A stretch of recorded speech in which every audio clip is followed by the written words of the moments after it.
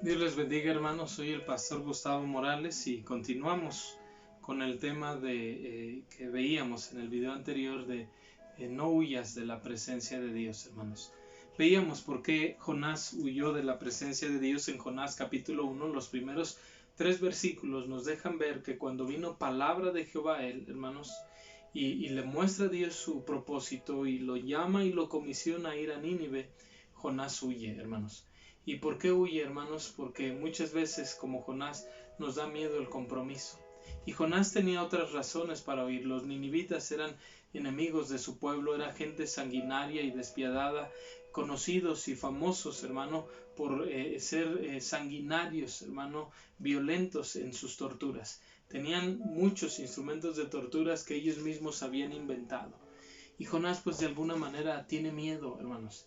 Tiene miedo a comprometerse con la causa de Dios, pensando que a lo mejor no va a salir bien librado, pensando que a lo mejor le van a quitar la vida, pensando que a lo mejor todo saldría mal. Y Dios se acerca a él, le muestra su palabra, le muestra su propósito, le comisiona, hermanos, y Jonás, en lugar de sentirse privilegiado, amado, protegido, considerado por Dios, hermanos, siente todo menos eso. Y entonces su miedo, hermanos, a los ninivitas, su miedo a comprometerse por Dios y por su causa y por su obra, hermanos, le lleva a huir, hermanos, de la presencia de Dios. Número 2, dijimos, hermano, ¿por qué Jonás huyó de la presencia de Dios, hermano? Pues precisamente, hermanos, porque no estaba consciente de las bendiciones que hay en la presencia de Dios. Porque no estaba consciente del poder que hay en la presencia de Dios, de la provisión, de la paz, de la protección, hermanos, que hay estando en la presencia de Dios, hermanos. Y Jonás no está consciente de eso, hermanos, que la presencia de Dios es para bendición, protección, provisión, poder, hermanos, en su vida. Acuérdense con el arca, hermanos, de Jehová, cuando estuvo en la casa de Obed-edom, le fue dicho a David que Dios había bendecido a Obed-edom y a su casa por haber tenido el arca con ellos. Y después David manda a traer también el arca. El arca era símbolo de la presencia de Dios.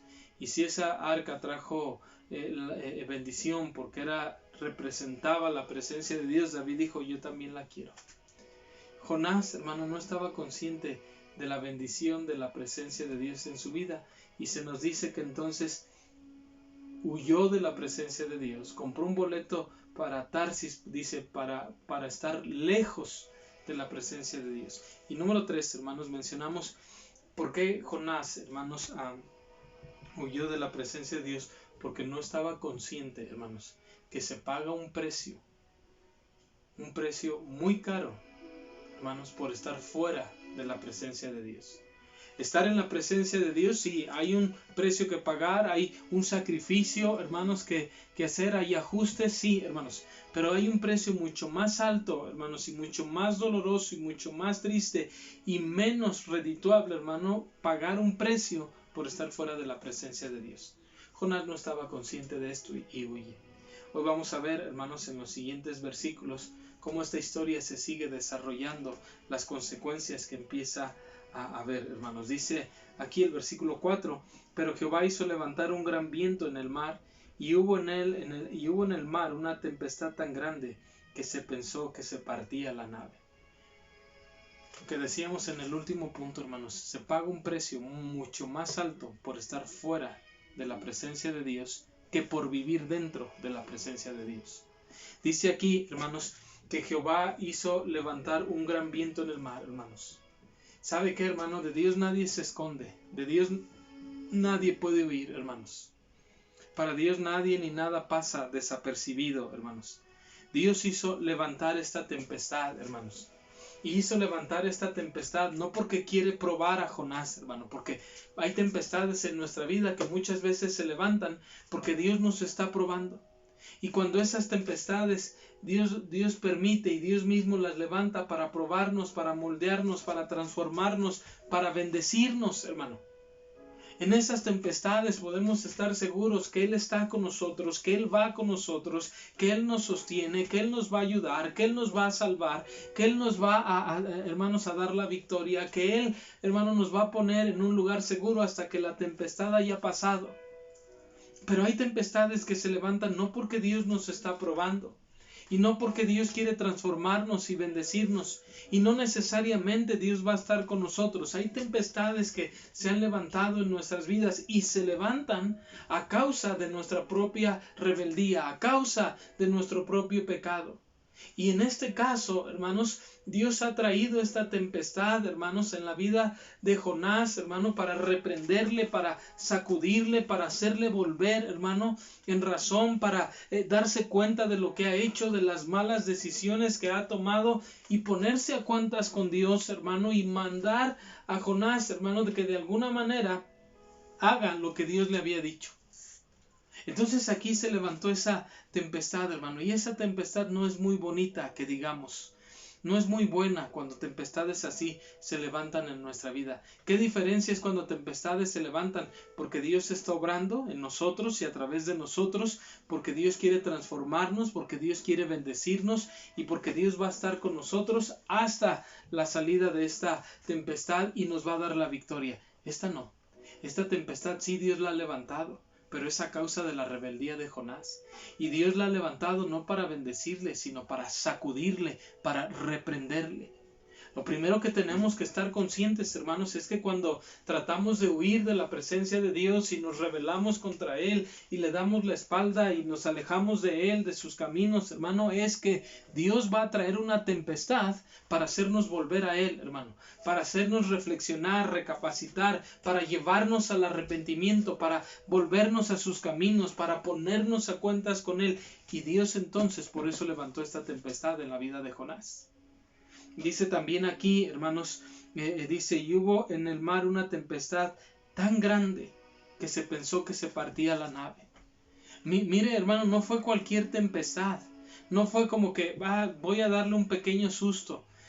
Voy a sacudirlo tantito. No, se levantó una tempestad tan grande que dice que se pensó que se partía la nave.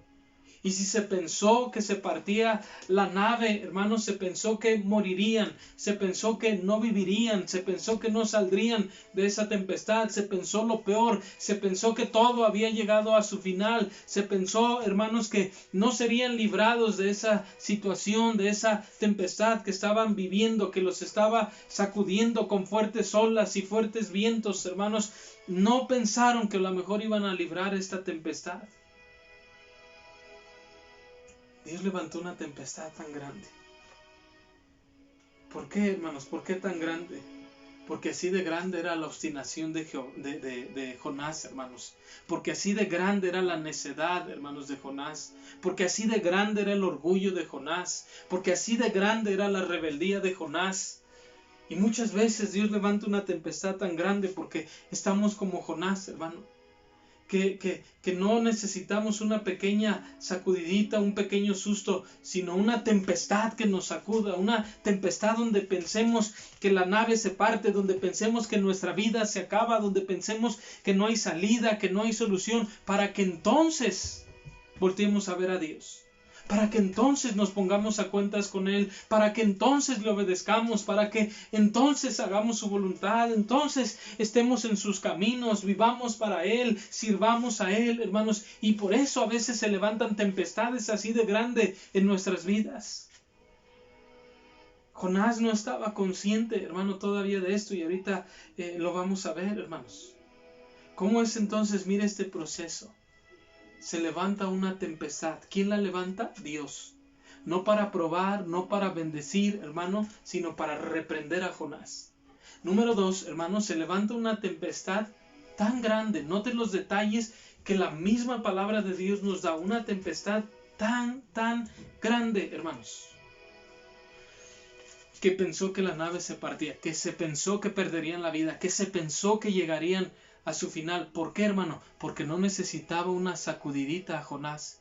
Porque no necesitaba un sustito y una pequeña zarandeadita por ahí. No. Necesitaba una fuerte tempestad que los sacudiera, hermanos, de pies a cabeza. Que los sacudiera desde adentro hacia afuera. Como muchas veces Dios tiene que hacerlo en nuestras vidas. Dice la Biblia que a veces somos como el mulo, dice el Salmo 27, si no mal recuerdo, como el mulo o el caballo, que tenemos que ser sujetados con cabestro, que tiene que dolernos. El cabestro es eso que va en el hocico de la bestia, hermanos, de la mula, y llama mula, o del caballo, que cuando se quiere ir para otro lado y lo jalan, aprieta, hermanos, en sus encías, le duele y le hace que se detenga. Y dice Dios que a veces nosotros somos así, porque si no, no nos acercamos a Él, porque si no, no nos volvemos a Él. Y aquí entonces, hermano, dice el versículo 5, hermanos, y los marineros tuvieron miedo, y cada uno clamaba a su Dios, y echaban al mar los enseres que había en la nave para descargarla de ellos. Pero Jonás había bajado al interior de la nave y se había echado a dormir. Mire esto, hermanos. Los marineros tuvieron miedo. Estos hombres que no tenían culpa, estos hombres que no sabían por qué estaba sucediendo esta tempestad, estos hombres que no tenían un compromiso con Dios, estos hombres, hermano, que nada habían hecho quizá para merecer esto, hermanos, están pagando las consecuencias de la rebeldía de alguien más. Y eso sucede, hermanos, cuando nosotros nos alejamos de la presencia de Dios, cuando huimos de su presencia, cuando no pagamos, no cumplimos nuestros votos, cuando no obedecemos a Dios. Nuestra rebeldía, nuestro pecado, muchas veces trae consecuencias y afecta a la vida de otros. Aquí estos marineros están siendo afectados por causa de Jonás. Están siendo afectados por su pecado y por la rebeldía de Jonás, hermano, para con Dios. Y dice que ellos tenían miedo y clamaban a sus dioses y echaban al mar sus enseres que traían, hermanos, en la nave para poder descargarla de ellos, hermano. Perdieron quizá cosas valiosas que ahí llevaban, quizá fruto de su trabajo, quizá de sus ahorros o de inversión, o quizá algo que ni siquiera era de ellos y era de alguien más, hermano, comprometiéndolos a pagarlo, a devolverlo, a restituirlo. Echaron todo, hermano, para aligerar la nave. Tenían miedo, hermanos, clamaban a sus dioses sin saber qué estaba pasando, hermanos, sin entenderlo y sin sus dioses poderlos ayudar a ellos, porque esta no era una cuestión entre ellos y sus dioses, y tampoco era una cuestión que sus dioses pudieran resolver. Solamente Jonás poniéndose a cuentas con Jehová, hermanos. ¿Y cómo es, hermanos, que a veces no somos conscientes que nuestras malas decisiones, que nuestra falta de compromiso con Dios, que el huir de su presencia, que el no estar conscientes del precio que se paga por huir de su presencia, hermanos, que todo eso trae consecuencias, que Dios levanta una tempestad tan grande, hermanos, que nos sacude, hermanos, pero que también sacude y alcanza a otros, como a estos hombres. Tienen miedo, hermanos, de lo que está sucediendo, claman a sus dioses, echan sus enseres, hermanos, al mar para aligerar la nave, hermanos, la embarcación. Y sabe algo, hermanos, en la Biblia vemos muchos personajes que sus pecados afectaron a otros. El pecado de Lot, hermano, de empezar a hacer amistad, de empezar a tener cercanía con los hombres de Nínive, le afectó.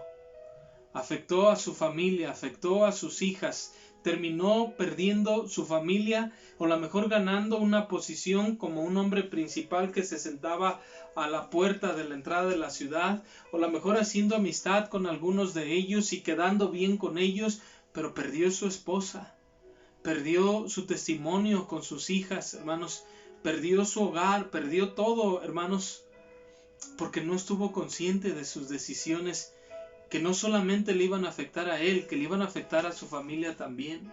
Acán robó un manto babilónico y un lingote de oro y no fue consciente que eso estaba afectando, hermanos, a la vida, no solamente de él, sino de su familia, y que terminaría costándole la vida a él y a su familia, que también fueron apedreados junto con él. Cuando David pecó, hermanos, dijo el profeta Natán, la espada no se apartará de tu casa. Cuando David pecó, hermanos, cometiendo adulterio con Betsabé, mintiendo, tratando de ocultar su pecado, traicionando a Urías Eteo, mandándolo a matar, hermanos, y todo lo que sucedió en la casa de David. Por eso es, hermanos, que en esta segunda parte vemos las consecuencias, los alcances que tiene el huir de la presencia de Dios, el huir del compromiso, el no estar conscientes del precio que se paga por estar lejos de la presencia de Dios, el no estar consciente de la bendición, hermano, que hay por estar en la presencia de Dios, tiene un precio muy alto. Dios levanta una tempestad, número 2, levanta una gran tempestad, y número 3, esa gran tempestad afectó a la vida de otros. Por eso, hermanos, seamos conscientes, no huyamos de la presencia de Dios, no le demos la vuelta al compromiso, a su palabra, a caminar con Él, a servirle, hermanos, porque de Dios nadie puede huir, de Dios nadie se escapa. El salmista dijo, si me fuere a lo profundo de la mar, ¿verdad? Si me fuere al lugar más recóndito, dice en el Salmo 139, aún ahí me guiará tu mano y me asirá tu diestra. ¿A dónde huiré de tu espíritu? Dijo el salmista en el Salmo 139. ¿Y a dónde huiré de tu presencia? Entonces, hermanos, no podemos huir de la presencia de Dios.